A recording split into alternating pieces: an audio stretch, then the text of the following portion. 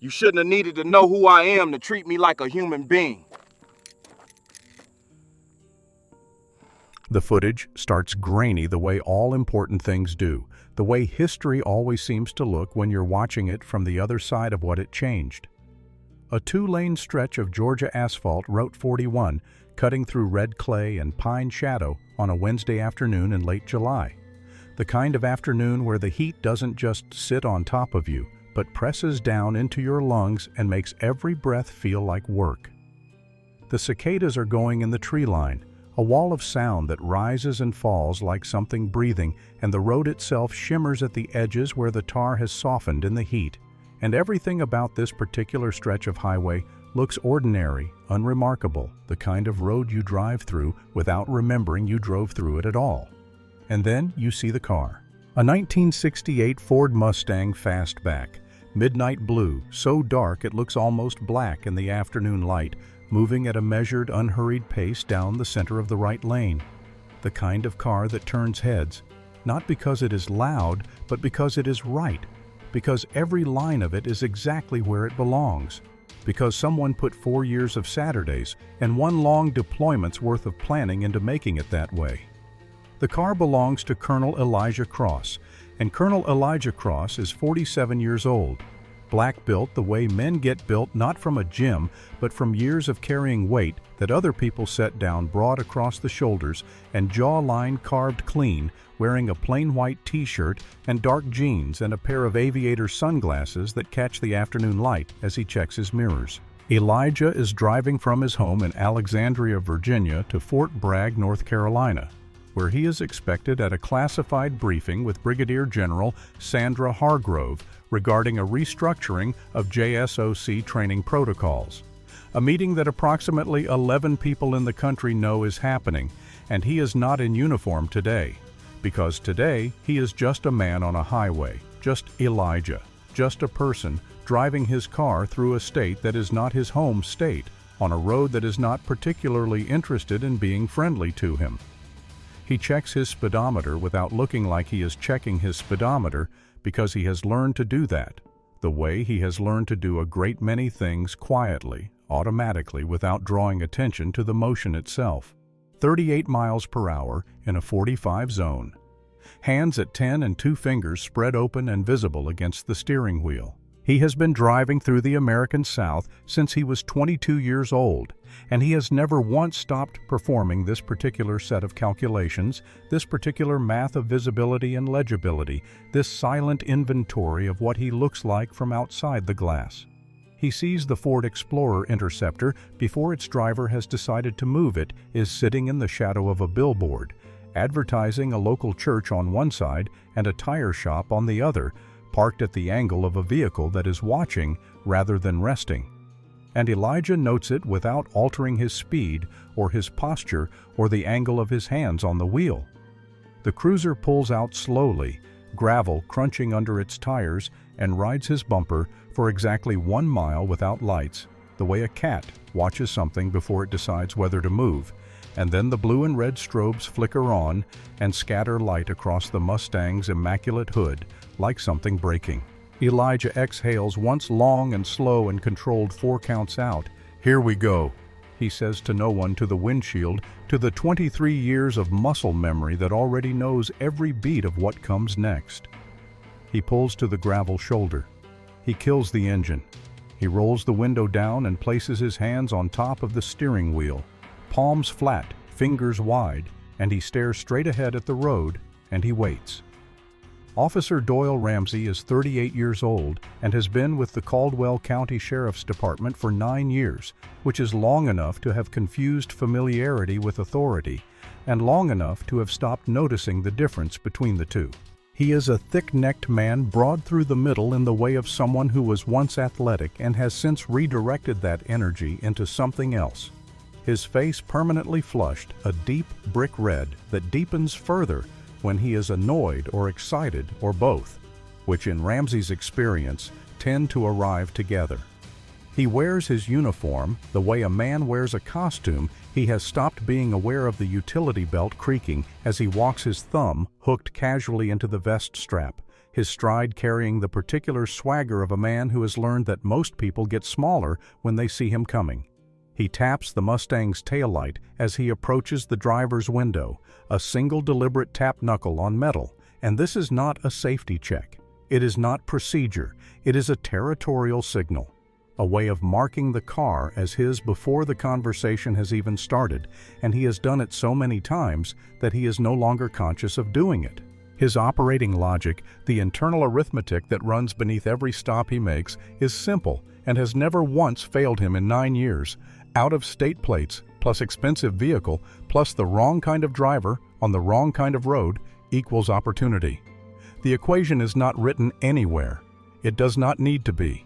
It lives in the practiced efficiency of his hands and the casual cruelty of his assumptions refined over dozens of stops, hundreds of moments exactly like this one.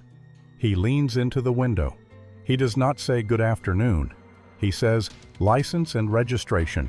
And the word boy comes 4 sentences later before Elijah has finished his second sentence, dropped into the conversation the way men like Ramsey drop it, not with malice aforethought, but with the comfortable thoughtlessness of a habit so old it has stopped feeling like a choice. Elijah announces calmly that his military identification is in his wallet, that he is going to reach for it slowly, that he would like the officer to be aware of what he is doing before he does it. Ramsey's hand drops to his holster. The retention snap pops open with a small dry sound in the afternoon heat. Ramsey looks at the military CAC card in the wallet, gold chip officer-grade clearance markings, and he says stolen valor, without a flicker of hesitation, because the alternative requires him to update a picture he has carried for 9 years, and Ramsey is not a man who updates pictures easily. He fabricates the speed reading 58 in a 45. Elijah corrects him specifically and without heat referencing the cruise control data stored in the vehicle's onboard system. Ramsey leans in closer. His breath smells of old coffee and wintergreen tobacco, and his eyes up close have the flat calculating quality of a man running numbers. Elijah could end this in under 2 seconds. He knows exactly which joint to control, exactly which angle produces compliance without permanent damage, and he knows it the way he knows his own name, automatically bodily, without having to think about it. He does not use any of it. He opens the door, when commanded rises to his full 6'3", and watches Ramsey recalculate in real time as the size differential becomes apparent. The cuffs go on hard.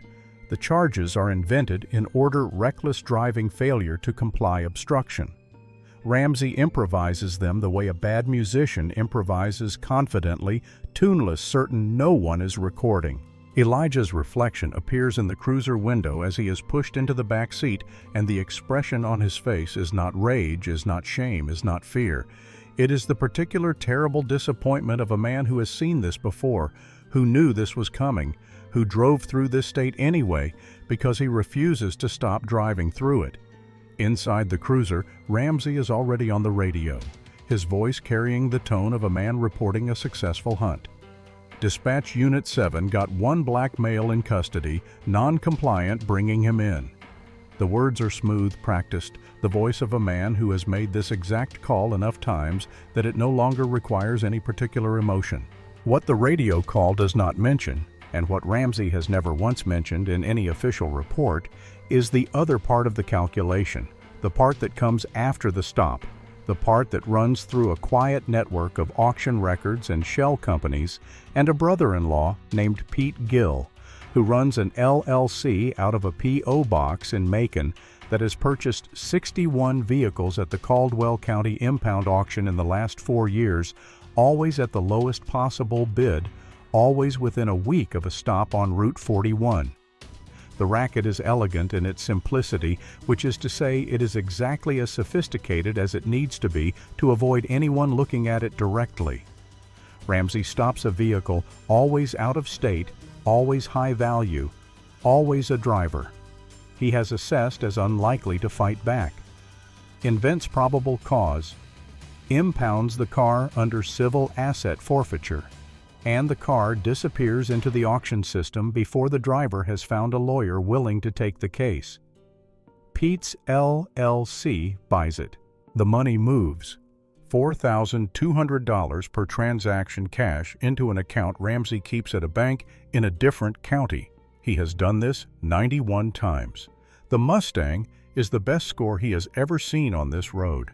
He has been looking at it since the billboard, since the moment the midnight blue caught the afternoon light and his internal calculator began to run, and what it arrived at was a number that made the morning feel like it had been building toward exactly this moment. In the back of the cruiser, Elijah Cross sits with his cuffed hands in his lap and his eyes closed and his breathing running a cycle that any combat diver would recognize. 4 counts in hold. For 4 counts out, a technique for keeping the body calm when the mind is running hard.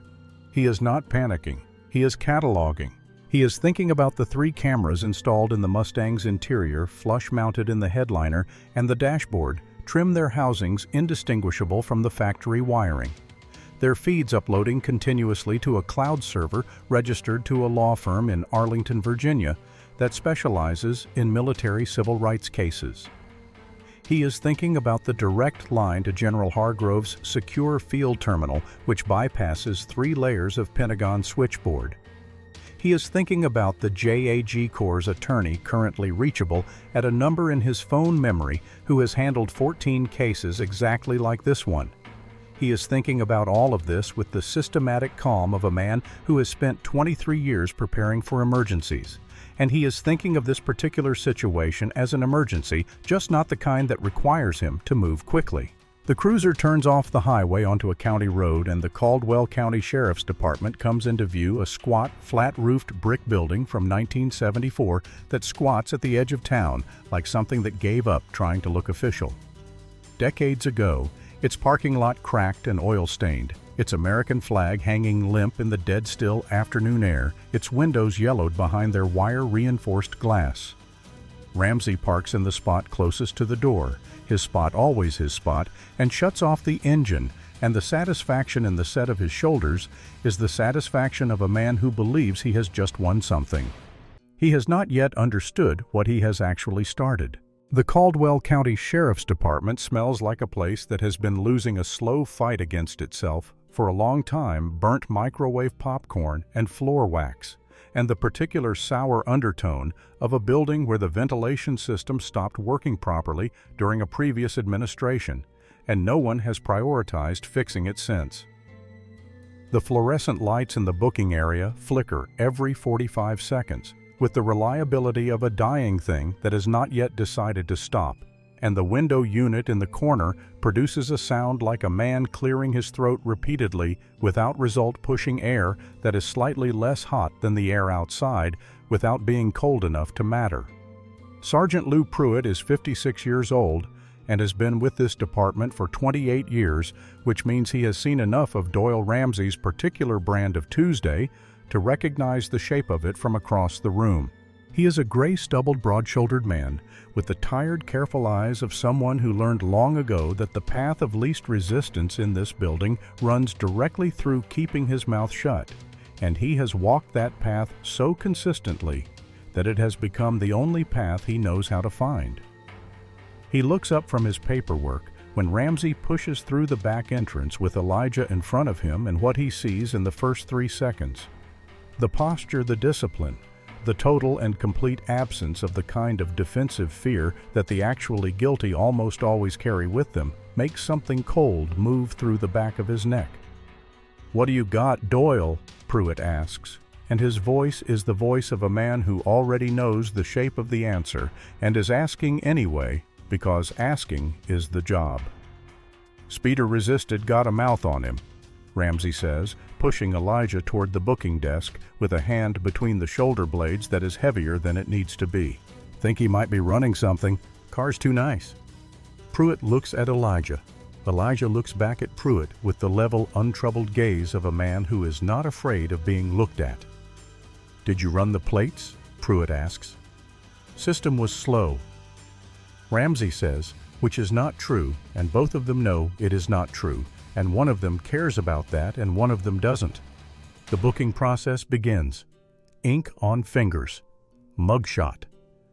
Elijah stands for the photo with his face arranged in an expression of absolute neutrality, the face of a man who has been in worse rooms than this and who knows that the photo is not the point. The photo is just a document, and documents can be corrected.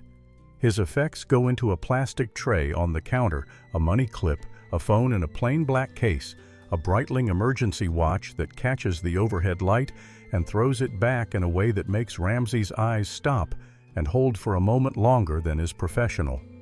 Pruitt picks up the wallet. He opens it with the practiced efficiency of a man who has processed 1,000 wallets, and then his hands slow, and then his hands stop because the CAC card sitting in the front window is not an enlisted. ID is not a reservist's card, is not anything that belongs in the wallet of the person Ramsey has described. It is an officer's card, gold chip, with clearance markings that Pruitt does not fully understand, but understands enough to know that they do not belong in this booking room, in this town, on this afternoon.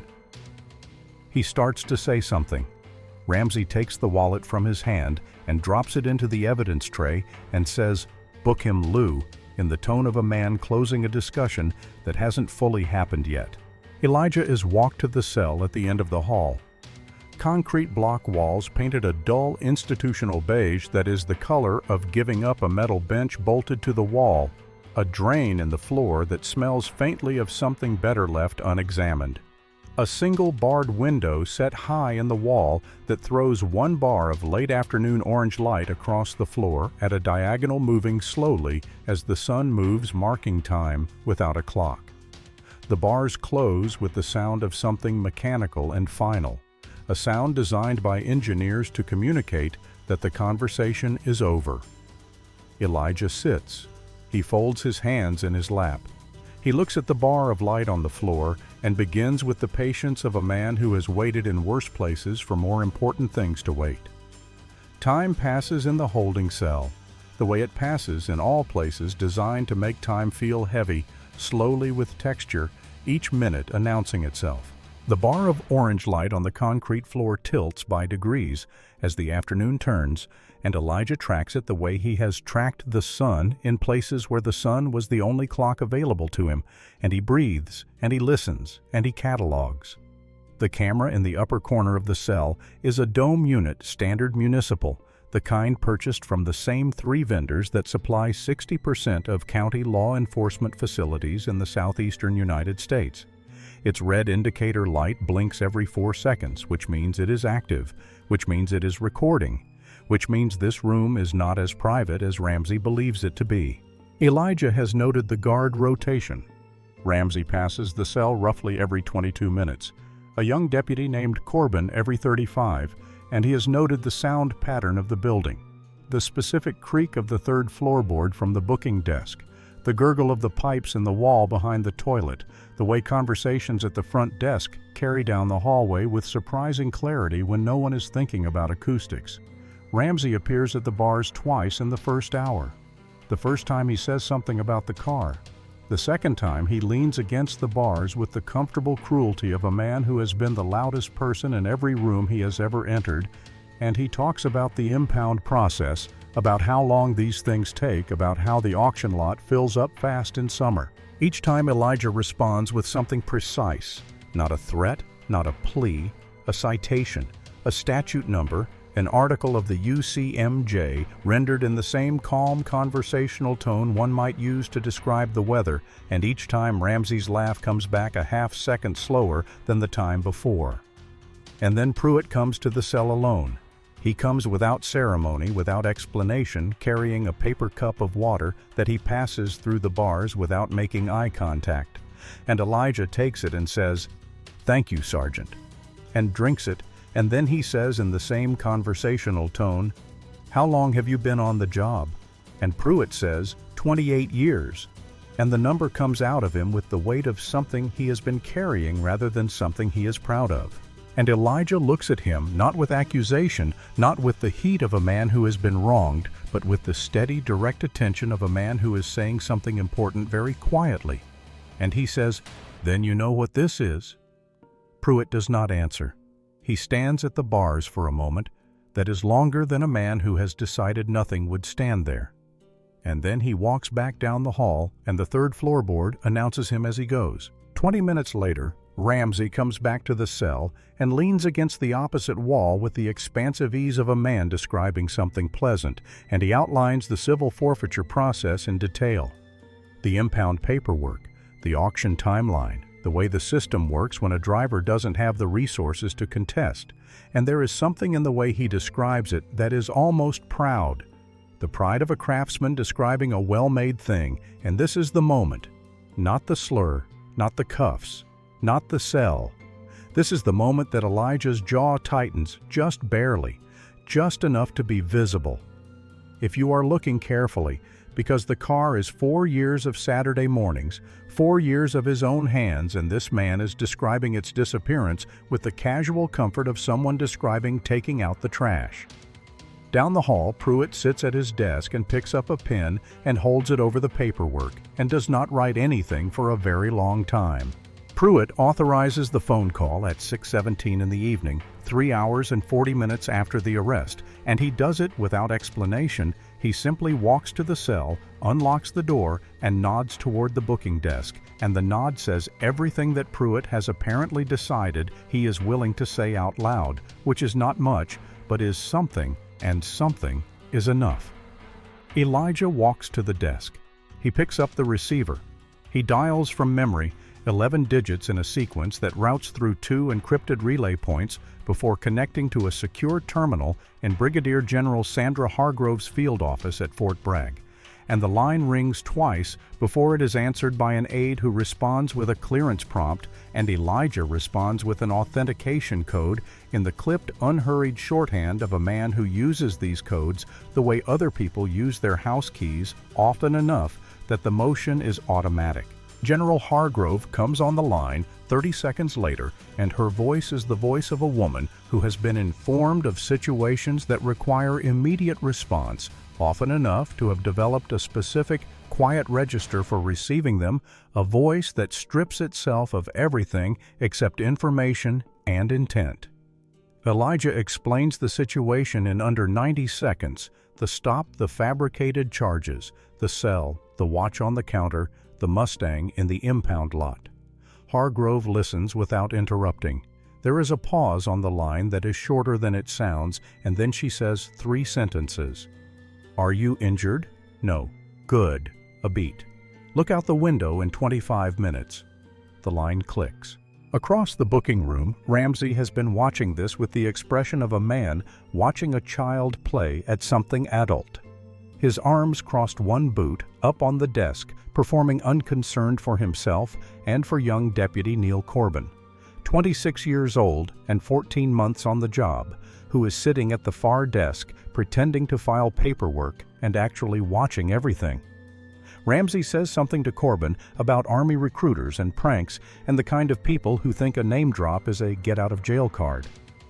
Corbin nods at the right moments. He does not say anything. Elijah returns to the bench near the booking desk. Pruitt did not take him back to the cell, and he sits and he crosses his legs, and for exactly 1 second a small and terrifying thing happens at the corners of his mouth that is not quite a smile and is more dangerous than one. Ramsey leans back further in his chair, boots on the desk, and reaches for his coffee cup, and as he does not notice that the surface of the coffee is trembling slightly. A fine circular ripple spreading from the center outward, as if the cup has been struck by something too distant to hear, yet something that is getting closer. In the 20 minutes before everything changes, Doyle Ramsey doubles down on the only thing he has ever reliably known how to do, which is occupy space loudly and call it authority. He calls Pete Gill from his personal cell phone openly without lowering his voice 3 feet from where Elijah is sitting, and tells Pete that the blue Mustang from the afternoon stop is going to the lot, that it is clean and restored and should move fast at auction to make sure the bid stays reasonable. The call lasts 4 minutes. Ramsey ends it with the ease of a man confirming a dinner reservation. He does not look at Elijah while he makes it, but he makes it at a volume that ensures Elijah hears every word, because this is the final assertion of the power structure, as Ramsey understands it, the reminder that regardless of phone calls or clearance cards or army ranks, the car is already gone, and there is nothing to be done about it. He recuffs Elijah to the bench, a procedural justification invented in real time, something about processing compliance. And it is a petty move, small and deliberate, the move of a man who needs the last word, even in a room where only he is speaking. Young Deputy Corbin watches all of this from the far desk without expression. He is 26 years old and has been with the department for 14 months, which is long enough to have understood certain things about how this place operates and not quite long enough to have fully made peace with them. He watches Ramsey on the phone. He watches Elijah cuffed to the bench. He watches and files it away in the place where a person stores the things they know they will have to decide about eventually. Pruitt goes to the window. He stands there with his back to the room, looking at the empty parking lot and the flag hanging motionless in the still evening air. And there is something in the set of his shoulders that suggests a man making calculations he has been postponing for years. The change begins as a feeling, a low resonance in the floor, almost beneath, hearing the kind of vibration that the body registers before the ears do that moves up through the soles of the feet and settles in the chest. The paper cups on Pruitt's desk begin to tremble. The blinds against the window tap once, then again, then continuously, as if something outside is breathing on the building.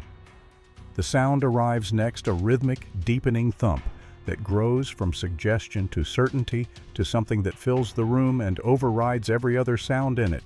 And Pruitt turns from the window with a face the color of old chalk. "Doyle," Pruitt says, and his voice is almost nothing. "Come look at this." Ramsey walks to the window and goes completely, absolutely still. What the window shows Doyle Ramsey is the end of the world as he has organized it, arriving from the sky. Two UH-60 Black Hawks materialize over the tree line to the north with the specific authoritative thunder of military rotorcraft that has been given a destination and a timeline, their running lights cutting through the early evening haze, their rotor wash arriving ahead of them as a pressure change that rattles the station's window frames and sends the plastic lawn chair from the corner of the parking lot spinning across the asphalt.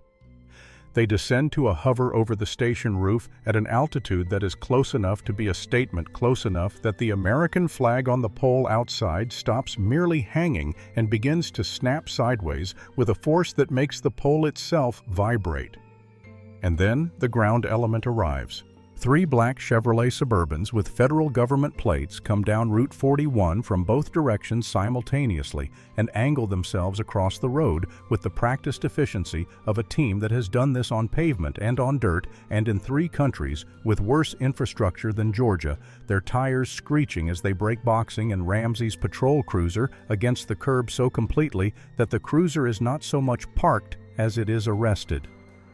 Behind the Suburbans, an olive-drab military Humvee with MP markings in white on the door panels mounts the curb without slowing, rolls across the station's narrow strip of decorative landscaping and comes to a stop with its front bumper 2 feet from the station's main entrance, crushing the small sign that reads, "Caldwell County Sheriff's Department serving this community since 1953" beneath its front right tire.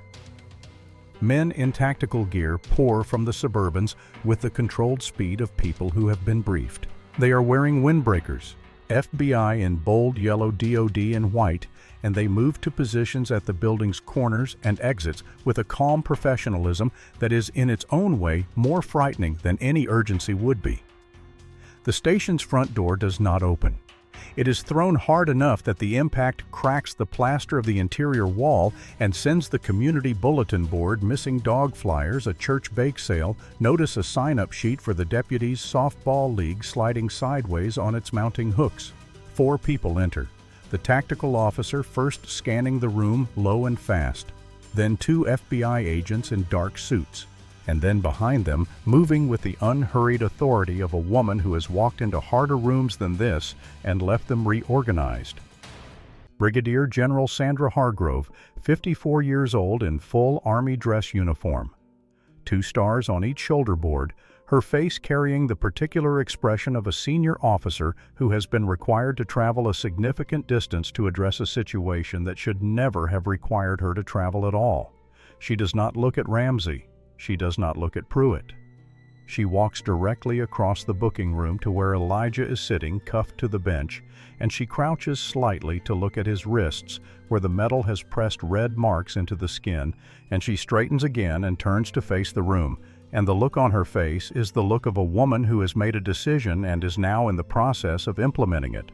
Flanking her is Special Agent Roy Chambers, Atlanta Field Office, FBI Public Corruption Unit, a tall, lean man with wire-rimmed glasses, and the measured, unhurried manner of someone who has been building something for a long time and has finally arrived at the moment where it gets used. "Who?" General Hargrove says, and her voice fills the room the way a trained voice fills a room without effort, without theater, is the officer in charge of this facility. Pruitt raises one hand. The gesture looks involuntary, like a man flagging down a passing train he is not sure he wants to board. Ramsey opens his mouth.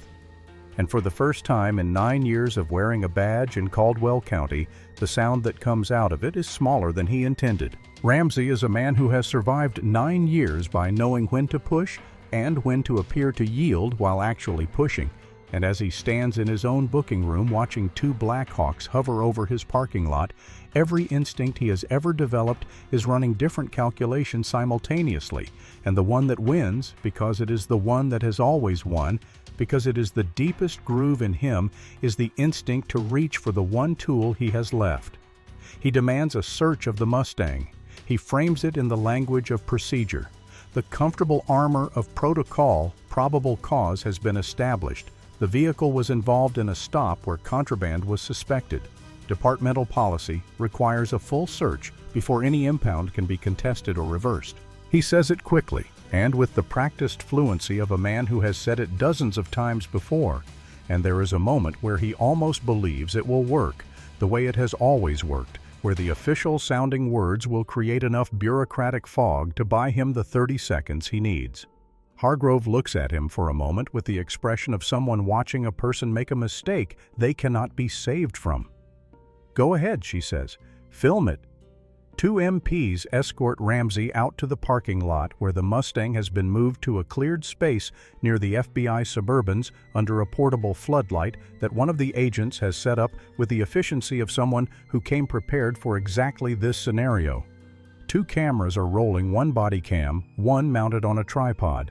3 people are watching. The evening air is still and warm and smells of fresh-cut grass from the field across Route 41. Ramsey approaches the car. His hand moves toward the left side of his vest. The pocket where the small plastic bag has lived for the last 3 stops, the emergency, the insurance policy, the thing that has never once failed to produce a clean result because it was always the thing he controlled entirely. A voice comes from the Mustang's dashboard, calm and clear through the partially open window. "Don't." Ramsey's hand stops. Elijah is standing at the hood of the car, having been walked out by an MP, and he explains what the Mustang contains in the same tone he has used for everything since the moment the lights came on.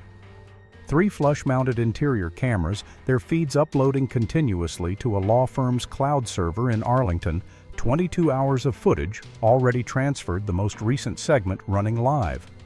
Any object that comes out of Ramsey's pocket in the next 30 seconds will be visible to 4 attorneys before it touches the car's upholstery. Ramsey's hand comes out of his pocket with nothing in it. He searches the car with the mechanical thoroughness of a man who already knows what he will not find, his movements becoming slower and more deliberate as the absence of anything becomes its own kind of evidence. Glove box, the registration, the insurance card, a folded American flag and a plastic sleeve placed there by a man who carries his country with him, even when his country is having a hard day with him. Under the seats, nothing. In the trunk, nothing. Not a crumb, not a receipt, not a single thing that does not belong exactly where it is. He closes the trunk. He stands in the light with the Georgia evening pressing in around him, and the cameras are rolling, and the MPs are watching, and the lie has fully and completely collapsed.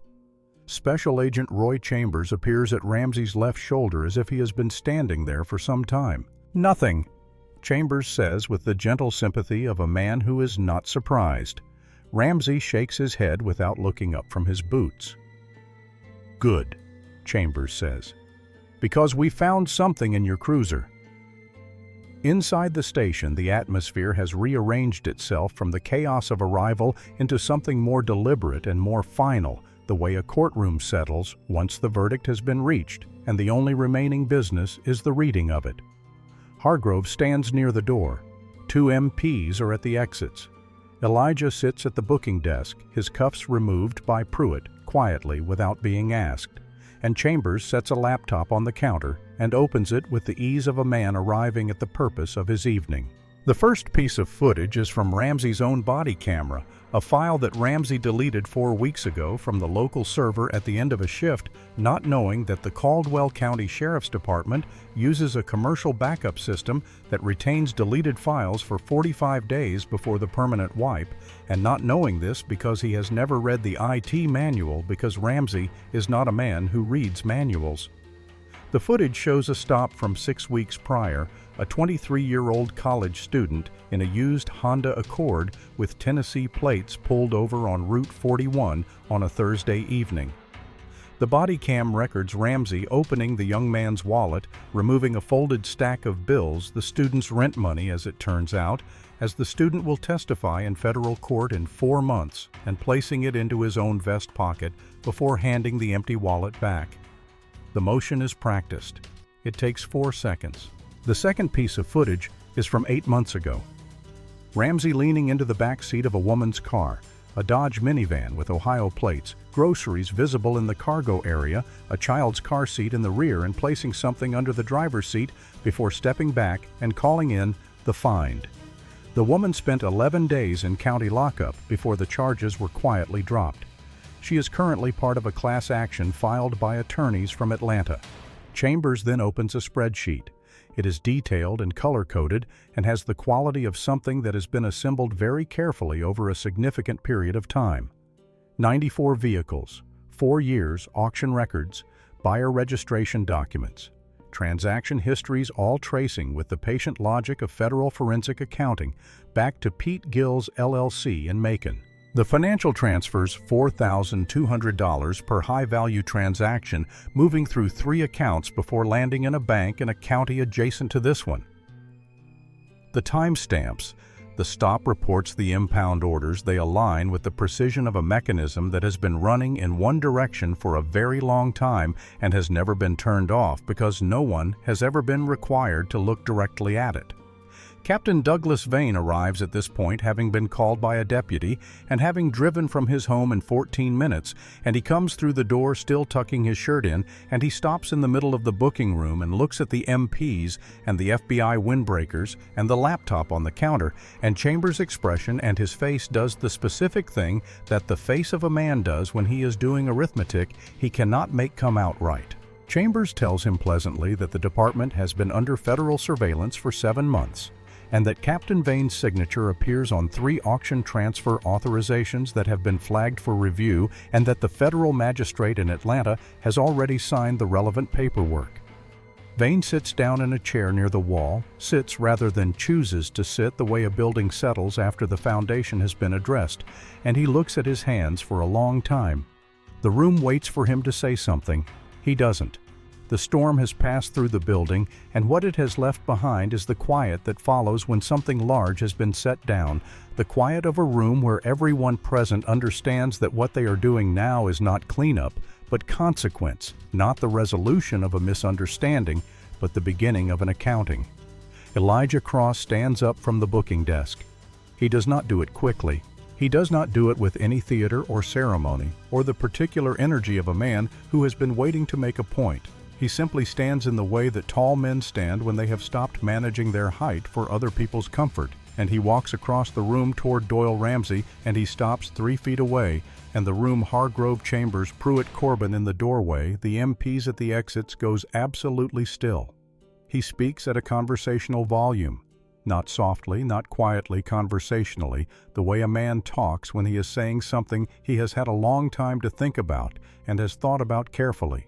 He names each thing in order: the tap on the taillight, the word that came 4 sentences in, the speed that was invented, the ID that was dismissed without being read. the cuffs that went on before any of those invented charges had been formally recited. The cell with its drain and its light bar and its camera, recording, always recording, and the phone that came 3 hours late. He names them not as accusations, but as facts, the way a man names the items in a room he has been required to spend time in and has memorized against his will. And then he names the thing underneath all of them, the assumption that made all of them possible, and all of them feel to the man who made them like reasonable responses to a reasonable situation. He tells Ramsey what Ramsey actually saw when he looked at the Mustang on Route 41. Not speed, not recklessness, not anything that required a badge to address. He saw a paint job and a license plate state and a skin color. And from those three things he ran a calculation that he had run 91 times before, and that had never once cost him anything, because the people on whom he ran it had never had the specific combination of resources and knowledge and phone numbers that Elijah Cross happened to carry with him. He says, "That's the part that stays with me, Doyle. Not the cuffs, not the cell. The assumption, the certainty that I wouldn't have anyone coming. Because that certainty, that is the thing that was in this room long before you were, and it will be in the next room after you're gone unless somebody does something about it." He holds Ramsey's gaze for a moment that is longer than it sounds, a moment in which Ramsey, who has spent 9 years filling silences with his own authority, finds that he has nothing to put in this one. And then Elijah says quietly, finally, with neither anger nor performance, "You shouldn't have needed to know who I am to treat me like a human being." Ramsey's mouth is open slightly. The mechanics of the face are still running the jaw, the eyes. But the man behind them, the man who has always known the next thing to say, is not there anymore. He is somewhere further back, somewhere smaller, trying to locate a footing that the last 3 hours have completely removed from beneath him. Elijah turns from Ramsey and looks at Pruitt, and the look is not an accusation and is not a request. And what it is exactly is perhaps best described as an invitation, the kind extended by someone who has already decided that the other person is capable of accepting it and is simply waiting to see whether they will. "Sergeant," Elijah says, "you knew, do it right." Lou Pruitt stands up from his desk. He is 56 years old and has been keeping his head down in this building for long enough that standing up straight feels like a physical effort beyond the literal, and perhaps it is. He crosses the room to the booking desk and picks up the handcuffs. The same pair, the ones with the small nick in the chain link that happened during a stop in 2019, and they are cold and real in his hands, and the room watches him hold them. Deputy Neil Corbin is standing in the doorway to the hallway. He is 26 years old and has been on the job for 14 months and has spent most of those 14 months making the same calculations Lou Pruitt has been making for 28 years. The calculation about how much a person can know and still pretend not to know. And this moment, this specific, quiet, unrepeatable moment, is the moment that calculation tips over for him permanently in a direction he will not be able to reverse, and he does not look away from it. Pruitt walks to Ramsey and stands in front of him and takes a breath that is also an acknowledgement, a last breath of a particular kind of silence, and then he begins. "Trent Carver." He stops. He starts again using the right name. "Doyle Ramsey. Turn around." Ramsey says Lou. Just the name. The word of a man calling in a debt that he has always assumed existed and is discovering in real time does not. Pruitt says, "Turn around, Doyle," and his voice is steadier than it has been in years, perhaps steadier than it has ever been in this building, and it gets steadier as he goes through the rights, through each clause, through the "you may attorney," through the "if you cannot afford," until by the end of it, he sounds like himself, the self that came to this job at 28 with the actual intention of doing it correctly and has been deferring that self to a later date for a very long time. The click of the handcuffs, Ramsey's own cuffs, the ones with the nick in the chain, is a sound that everyone in the room hears differently and will remember differently and will carry with them in different ways for the rest of their lives. Ramsey is walked to the cell at the end of the hall. The same cell. The concrete walls and the metal bench and the drain and the bar of evening light now almost gone from the floor. The bars close with the same mechanical finality, the sound of something ending. General Hargrove watches from the doorway. She does not smile.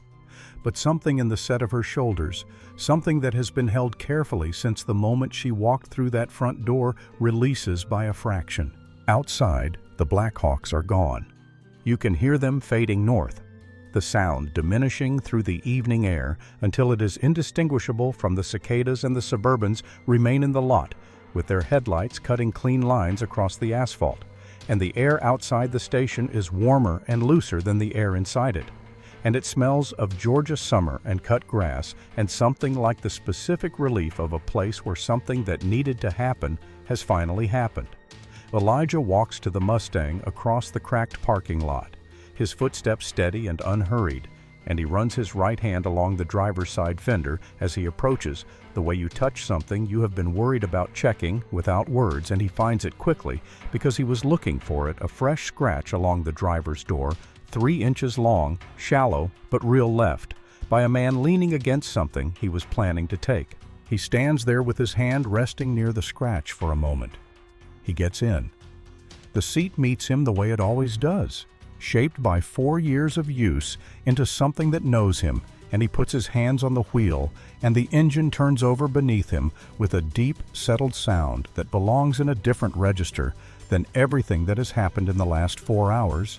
A sound that is purely itself, purely mechanical, purely the result of work done correctly and time spent well. He does not speed as he backs out. He does not speed as he pulls to Route 41 and waits at the junction.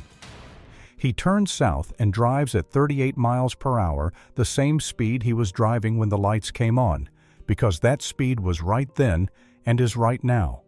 And he is not the kind of man who changes what was right because someone tried to tell him it was wrong. General Hargrove stands in the parking lot beside one of the Suburbans watching the Mustang go. When Elijah pulls level with her, she stops, and they look at each other through the open window, and what passes between them in that look is more than either of them would put in words, and neither of them needs to. She tells him the Fort Bragg meeting will be rescheduled. He tells her the detour was worth it. She tells him it isn't over. Chambers will need him for the federal proceedings, and he tells her he will be there.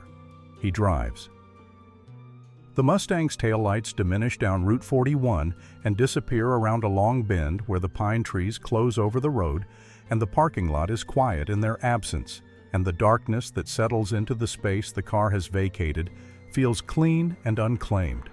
The kind of darkness that belongs to the road itself and to no one who has ever tried to own it. The footage goes public on a Friday morning, 72 hours after the arrest leaked through a contact at an Atlanta network affiliate by someone in the FBI field office whose name never appears in any official report, and who has made a career of knowing which doors are not locked if you push them in the right direction.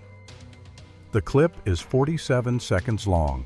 It shows Doyle Ramsey approaching the Mustang on Route 41, shows him tapping the tail light with one knuckle. That small proprietary tap shows him leaning into the window with his hand near his holster, shows Elijah's hand spread flat and visible on the steering wheel, and shows the moment 11 seconds in where Ramsey's mouth forms the word that he has since claimed he never said. By noon, it has been viewed 18 million times. By the following morning, 40. Reaction fractures along the usual lines for about 6 hours, and then something happens that the usual lines do not fully account for. Veterans respond in numbers and with a uniformity of outrage that crosses every other demographic division that might otherwise have applied. Black veterans, white veterans, Latino veterans, veterans from every branch and every era, all saying variations of the same thing, that they know what Elijah did in that car, that they know the calculation, that they know the specific discipline it takes to hold still. When your training is telling you that you have the capability to end the situation, and your oath is telling you that you don't have the right to. 3 months later, the federal courthouse in Atlanta is at capacity. 2 full rows behind the prosecution table are occupied by uniformed military personnel, men and women who requested personal leave to be here, who traveled from installations across 3 states, who sit in their Class A dress uniforms in the civilian courtroom with a kind of quiet, weight-bearing solidarity that does not require signs or speeches to communicate itself.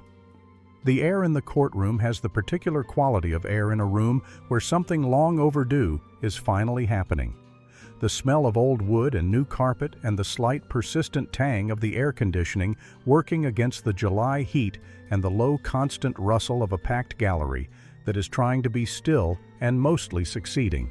The press section is full.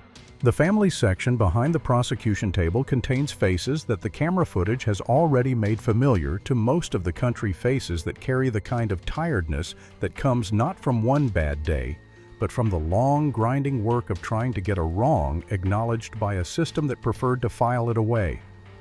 Doyle Ramsey enters from the side door in an Orange County jumpsuit that hangs off him in a way that his uniform never did, as if the removal of the badge has altered not just the outfit, but the body wearing it. He is thinner than he was in July. The brick-red flush of his face has become something paler and more uncertain. He moves with the careful, diminished movements of a man who has learned in the last 3 months that rooms are not automatically his, that the size and volume and forward lean that worked in one context do not translate cleanly into all others. He does not look at the gallery as he takes his seat. He does not look at the 2 rows of uniforms. He does not look at the front row where Elijah Cross sits in his Class A dress uniform with the silver star and the bronze star with valor and 2 purple hearts and a combat infantry badge arranged across his chest in the specific dense language of a career that has cost something real, a chest that looks less like a man's clothing and more like a verdict rendered by a different and more demanding system. Elijah does not look at Ramsey either. He sits with his hands folded in his lap and his gaze straight ahead at the bench, and he is the calmest person in the room, and has been the calmest person in every room this situation has put him in, and this consistency is itself a kind of testimony. U.S. Attorney Patricia Okafor is 41 years old and has been practicing federal law for 15 years and has the specific load-bearing quality of someone who does not waste motion. She speaks and moves and questions with the efficiency of a person who has considered exactly what she needs to accomplish and has stripped away everything that does not contribute to it. She opens the prosecution in under 2 minutes, and what she does in those 2 minutes is reframe the entire case in terms that make every subsequent piece of evidence land differently than it would have if she had simply presented the charges. This is not a case about a speeding stop, she tells the jury. It is not about an over-aggressive officer making a judgment call in a high-pressure situation. It is about a predator who operated an organized theft enterprise under the protection of a law enforcement badge for 4 years against 94 people who were selected specifically because he calculated they could not fight back. She walks the jury through the ledger with Chambers' spreadsheet on the screen behind her. The 94 stops, the auction records, the $4,200 per transaction moving through Pete Gill's LLC and into an account 2 counties over. And she does it in plain language, the kind that does not require a law degree to follow, the kind that makes the scale of it land fully in the chest rather than in the head, where it can be managed at a distance. And then the victims come forward. Calvin Marsh is 34 years old, a general contractor from Knoxville, Tennessee, and he testifies about the stop on Route 41 18 months ago, the van that contained his entire operation, his tools, his equipment, 3 weeks of scheduled jobs taken under civil forfeiture on the basis of a fabricated drug suspicion auctioned inside of 10 days for $4,000 less than its value, bought by an LLC he had never heard of. He could not pay his 2-man crew for 3 weeks. He lost 2 long-standing clients who needed work completed on a timeline he could no longer meet. He is rebuilding, he says, but the word rebuilding carries in his voice the weight of something that has taken a long time to mean anything hopeful rather than simply true. Diane Fowler is 58 years old, a retired school teacher from Dayton, Ohio, and she testifies about the truck her late husband's restoration project, a 1971 Chevrolet pickup that he had spent the last 4 years of his life working on, and that she had been driving for the 18 months since his death, because driving it made her feel, she says, like he was still somewhere in the world. Ramsey pulled her over on a Tuesday morning and told her with the patient condescension of a man explaining something obvious that the vehicle matched the profile for drug transportation. She has not been able to finish the sentence in the 3 times she has rehearsed this testimony, and she cannot finish it now either, and the jury watches a 58-year-old woman pause in the middle of a federal courtroom and breathe and try again. And something in the room shifts permanently when she does. A third victim, a 22-year-old named Jared Osai, Ghanaian-American, a college junior from Augusta, testifies about the $2,800 in cash that Ramsey removed from his wallet at the side of Route 41 and put into his vest pocket, while explaining that cash of that amount was consistent with drug proceeds. It was Jared's first month rent money for his first apartment. He slept on his cousin's couch for 6 weeks. He is in his 3rd year of a business degree. He keeps his voice steady throughout his testimony with the concentrated effort of someone who has decided that Doyle Ramsey will not have his composure as well as his money. Ramsey's court-appointed defense attorney, a man named Gerald Parkins, who has the look of someone fighting a fire with a paper cup, attempts to argue instinct, and procedure tries to build a case for the genuine ambiguity of roadside judgment, tries to position Ramsey as a flawed instrument of a complex system rather than a purposeful predator of a simple one. The jury watches him make this argument with the polite, unmoved attention of people who have already located themselves within this story and know exactly where they stand. When Elijah Cross takes the stand, the room does something specific that rooms do not always do. It does not just go quiet. It recalibrates the way a space recalibrates when something enters it that the space was not designed for and must now accommodate. He sits in the witness chair with the particular stillness of a man who is comfortable in his own body under examination, a man who has been watched in high-stakes environments for long enough that being watched is simply a condition of the work rather than a source of pressure. Patricia Okafor gives him a moment. She does not rush. Colonel Cross. She begins standing at the podium with her notes face down because she does not need them. You are a Special Forces commander. You are trained in hand-to-hand combat, tactical disarmament, and threat neutralization. By your own assessment, you could have physically ended the encounter on Route 41 within seconds of the handcuffs being produced. Why didn't you? Elijah leans into the microphone slightly. His voice, when it comes, is at the same conversational volume he has used since the beginning of this, the volume of a man who does not need the room to be quiet, to be heard, but who is also aware that the room is quiet. He says that he swore an oath to the Constitution of the United States, and that oath does not have a carve-out for the days when keeping it is difficult or humiliating or physically uncomfortable, and that if it did, it would not be an oath, it would just be a preference. He says that if he had responded physically on Route 41, he would have given Doyle Ramsey the story Ramsey needed, the violent suspect, the justified stop-the-clean paperwork, and that every one of the 94 people who came before him would have seen that possibility made permanent, would have known that fighting back confirms the story instead of dismantling it.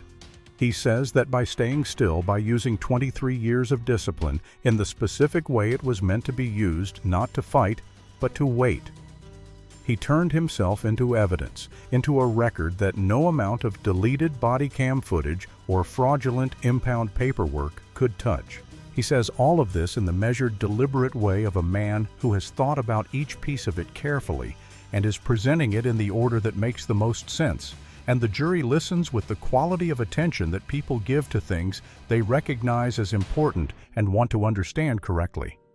Ramsey's attorney rises for cross-examination and attempts a line of questioning about aggressive non-compliance, about whether Elijah's calm refusal to display fear during the stop could have been interpreted as a threat by an officer in a remote location responding to a genuine security assessment. It is a credible-sounding argument in the abstract, and it takes approximately 45 seconds in Elijah's presence to become something that cannot survive contact with him. Elijah listens to the full question. He waits one beat, the beat of a man who is being fair to a question that does not deserve it. He names the specific UCMJ article that covers the handling of superior officers during periods of administrative detention. He names the 3 federal civil rights statutes he cited to Ramsey from the cell block verbatim in the order he cited them. He notes that he cited them because he wanted there to be a record from his own mouth that he was not confused about his rights or resistant to legitimate authority, but was rather precisely and accurately aware of what was happening to him and chose to meet it with the law rather than with his hands. Parkins does not follow up. Okafor's final question is simple. Colonel Cross, what do you want the jury to understand about what happened on Route 41? Elijah looks at the jury, not at Ramsey, not at Hargrove, not at the press section or the 2 rows of uniforms. He looks at the 12 people whose job it is to decide what this means, and he says that it happens every day to people who don't have my phone book. And it only stopped this time because I happened to be someone Doyle Ramsey couldn't erase. What I want you to understand is that the 93 people before me deserve the same outcome. They just didn't get it. The jury foreman, a 62-year-old retired postal worker named Arthur Deans, who has been taking careful handwritten notes since the first day of testimony, writes something in his notebook slowly and caps his pen. The jury deliberates for 5 hours and 20 minutes, which is long enough to be thorough and short enough to suggest that the thoroughness was not in the service of doubt but of certainty. The careful, responsible work of 12 people who wanted to be certain they were certain before they said so. They returned guilty on all counts: deprivation of rights under color of law, extortion, conspiracy to commit wire fraud, evidence tampering, perjury. Each count read aloud by the clerk in the flat procedural language of a legal document that is also, in its way, a list of choices a man made over 4 years while wearing a badge that was supposed to mean something else. Judge Carolyn Mbeki is 58 years old and has been on the federal bench for 14 years, appointed by a president 2 administrations back, and she presides over the sentencing with the specific patient energy of a woman who has no interest in theater and a great deal of interest in consequence. She addresses Ramsey directly. She names what the badge is supposed to represent, not power, but service, not license, but obligation, and she names with the measured precision of someone who is putting something in the record for the last time and wants it there correctly, what Ramsey made it represent instead. She sentences him to 22 years in federal prison without the possibility of parole, plus full restitution to all documented victims, an amount that exceeds every asset Doyle Ramsey currently has by a significant margin, and will require a payment structure that will outlast the sentence itself. Ramsey's legs give out at the number. It is not a dramatic collapse. It is a quiet one, the slow failure of something that has been under load for too long, and the 2 U.S. Marshals flanking him hold him upright with the practiced, unemotional efficiency of people who have seen this before. Captain Douglas Vane is sentenced the same morning in the same courtroom before Ramsey 8 years conspiracy and fraud his pension revoked under the moral turpitude clause of his employment contract. Pete Gill pleads guilty 2 weeks later for a reduced sentence of 4 years. The plea deal contingent on his full cooperation with the ongoing investigation into the auction network, which turns out to be larger than Caldwell County and implicates 3 additional municipalities in 2 states. The courtroom does not erupt when the gavel falls. There is a long collective exhale, the kind that has been held for months for some of the people in this room for much longer than that, and then a quiet that is different in quality from all the previous quiets of this proceeding, a quiet that has resolution in it rather than waiting.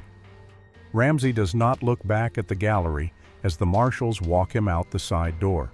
But for 1 second at the threshold, his eyes move involuntarily to the front row, to the man in the dress uniform, sitting with his hands folded in his lap, and Elijah gives him nothing, not anger, not triumph, not forgiveness, just a long, level, even look that Doyle Ramsey will be alone with for 22 years. Doyle Ramsey is processed into USP Yazoo City, Mississippi on a Tuesday morning in late October, stripped of his name assigned the number 3847-RC, fitted with a uniform that is the same orange as the jumpsuit from the courtroom, but made of a cheaper fabric and placed into administrative segregation because his former profession makes him in the specific calculus of federal prison population management too dangerous to the general population and too valuable a target to risk. The cell is 7 by 10 feet. The walls are painted a shade of cream that is designed according to the research that informed the design decision to reduce agitation and promote compliance, and what it actually produces in the experience of most men who spend significant time looking at it is a low persistent sense of unreality, as if the room is slightly outside of time. The single window is a 4-inch horizontal slit of reinforced glass that provides a view of a brick wall at a distance of approximately 6 feet. The mattress is the thickness of 2 fingers pressed together. The air smells of industrial disinfectant and something older underneath it, something the disinfectant has been fighting for years without winning. The first week, Ramsey tries authority the way a man tries a key that used to fit a lock repeatedly with diminishing conviction. He cites regulations to the guards. He demands supervisor meetings. He speaks in the confident, forward-leaning register that has worked in every room he has occupied since he was old enough to figure out that it worked. The guards are patient with him in the way of people who have watched this specific process run its course enough times to know exactly how long it takes and what it looks like at each stage. His wife files for divorce at the 60-day mark. The papers arrive via certified mail during his 1 hour of daily recreation, and he reads them in the wire cage in the yard, under the November sun, standing alone with the chain link pressing cold lines into his fingers. She is selling the house. She is taking the children to her sisters in Portland. The letter inside the envelope is 2 paragraphs long, and the second paragraph says plainly and without cruelty that the children are being bullied at school, that other kids show them the body cam footage on their phones at lunch, and that she cannot let them carry his name into a future that deserves to be different from his past. 6 months in, Ramsey is assigned to library duty.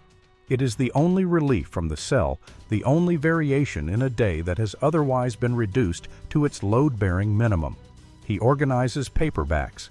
He stacks magazines in chronological order.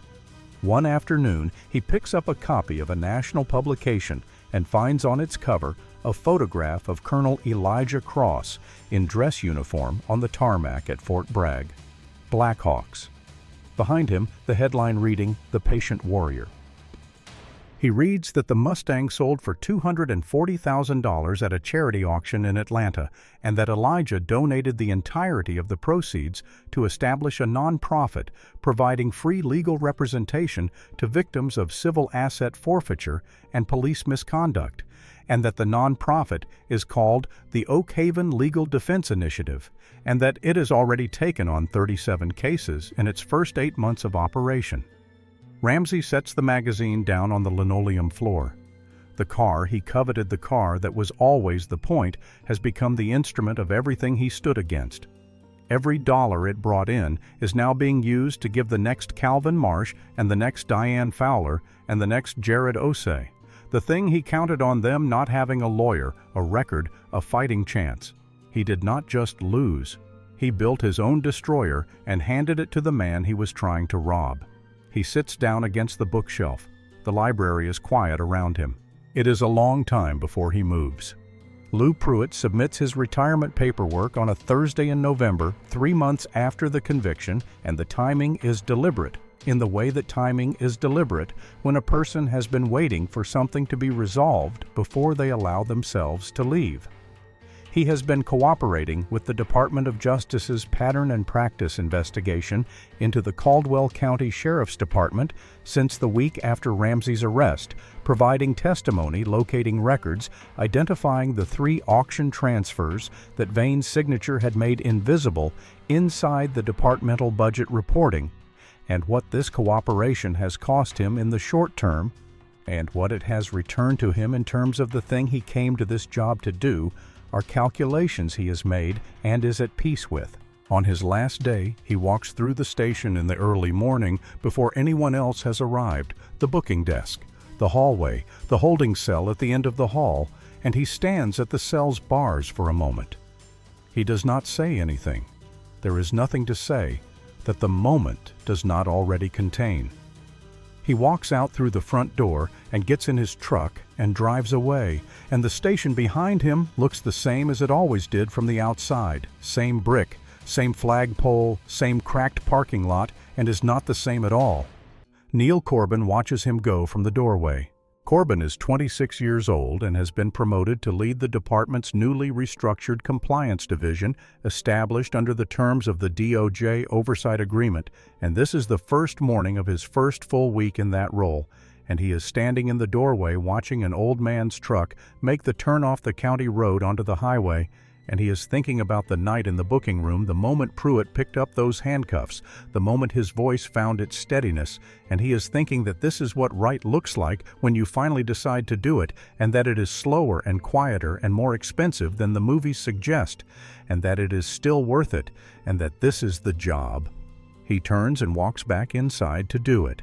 8 months after the stop on Route 41, Elijah Cross stands in the parking lot of an auction house in Atlanta on a Saturday afternoon in March, beside the Mustang, in a gray suit with no tie, his hands in his jacket pockets, watching people look at the car, the way people look at something beautiful, that is also unmistakably something that has been through something and arrived at this moment carrying the full weight of where it has been. He spent 2 weekends detailing it himself, not because the auction required it, the auction house has staff for that, but because the car deserved to leave well. He worked on it the way he has always worked on it methodically, Saturday morning to Saturday afternoon, with the music low and the garage door open, and the particular quality of attention that people give to things they know they are saying goodbye to and want to get right. He replaced the floor mats. He polished the chrome until it held a reflection you could trust. He touched up the paint around the driver's door scratch. Ramsey's scratch not to hide it, but to return it to what it was before. A small crowd has assembled press representatives from 2 veterans organizations, people from the NAACP Legal Defense Fund in suits that suggest they arrived from somewhere important to be here, and the auction director asks if Elijah would like to say anything before the bidding opens, and Elijah shakes his head. He runs one hand along the hood, the flat of his palm moving slowly from the front edge to the center, the gesture of a man completing something rather than letting go of it, the gesture of a man who knows the difference. The hammer falls at $240,000, and the room applauds, and Elijah shakes hands with the director of the Oak Haven Legal Defense Initiative and hands over the check. The full amount, every dollar, and the handshake lasts a moment longer than handshakes usually do, because both men understand what the number means in terms of cases filed and lawyers paid and families who will not have to navigate alone the particular grinding machinery of a system that was built to wear them out before they can reach the other side of it. A reporter asks him 2 questions. The first, was it hard to let go? He says no, it's metal and rubber. What it bought is the thing that runs. The second, will you get another one? He smiles, the full version, the one that reaches the eyes, and says, maybe, but probably a truck. The Mustang goes out on a transport flatbed gleaming under the March afternoon light, midnight blue so dark it looks almost black, every line of it exactly where it belongs. Elijah watches it go until it turns onto the highway and disappears into the ordinary traffic of a Saturday afternoon, and his expression is not the expression of a man who has lost something. It is the expression of a man who has spent something well, who made something beautiful, and then made it useful, and considers that a good account of a thing.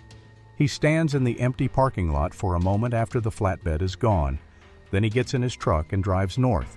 The Blue Ridge Mountains in Virginia, in the early evening of a late spring day, have a quality of light that does not reproduce well in photographs.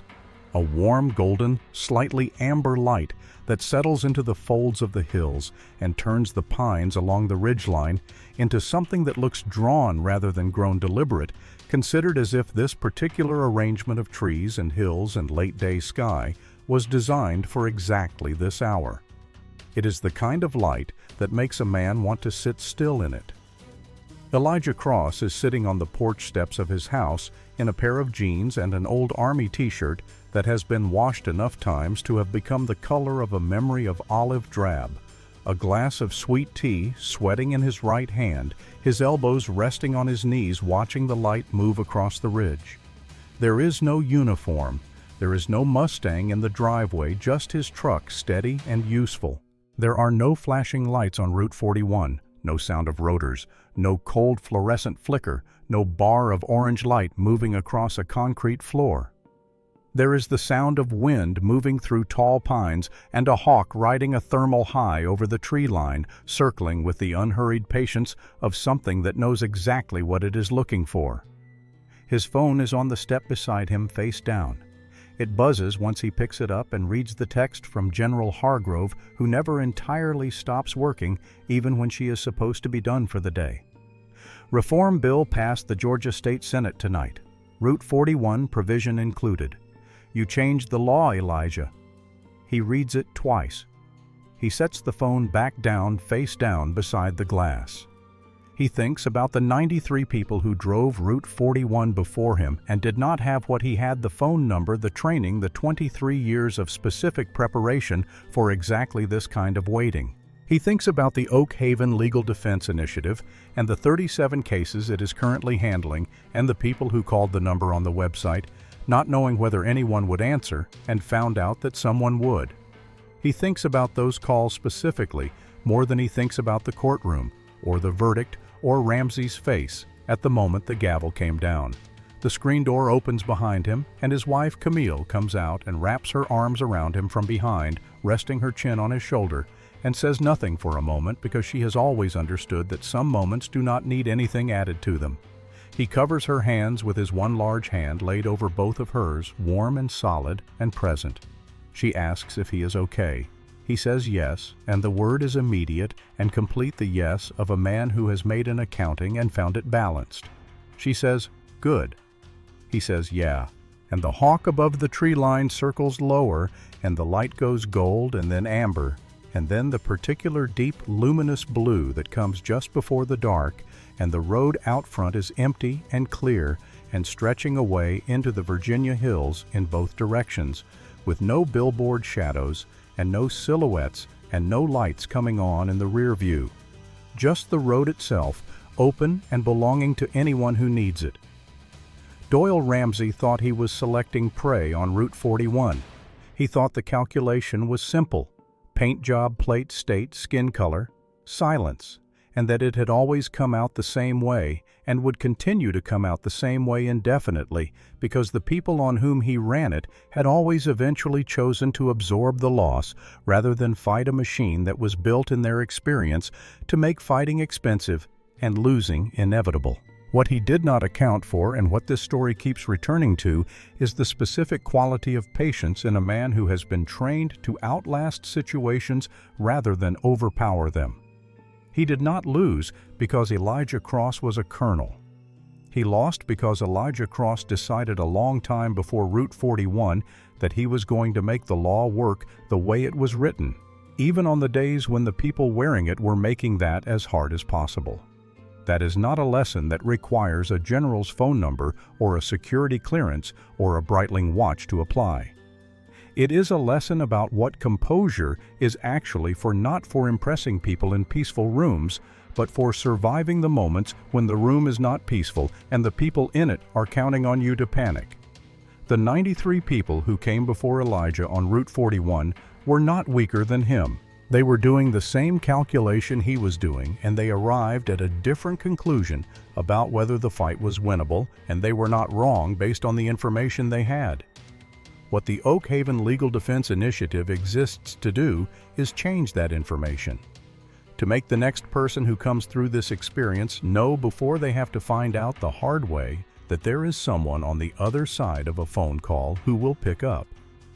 Deputy Neil Corbin filed his first internal misconduct report 6 weeks after Lou Pruitt retired. The report was upheld. The officer in question was suspended without pay. Corbin did not celebrate.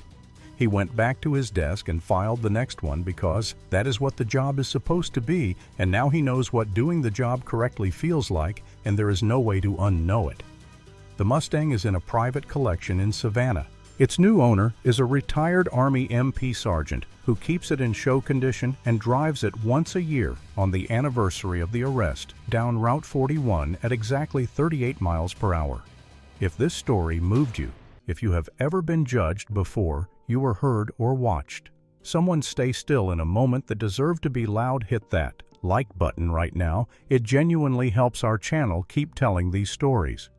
And tell us in the comments, would you have called for help the moment those handcuffs went on, or would you have waited for the courtroom the way Elijah did? We want to know.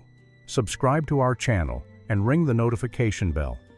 More stories of patience, justice, and the people who refuse to be erased are coming, and you do not want to miss them.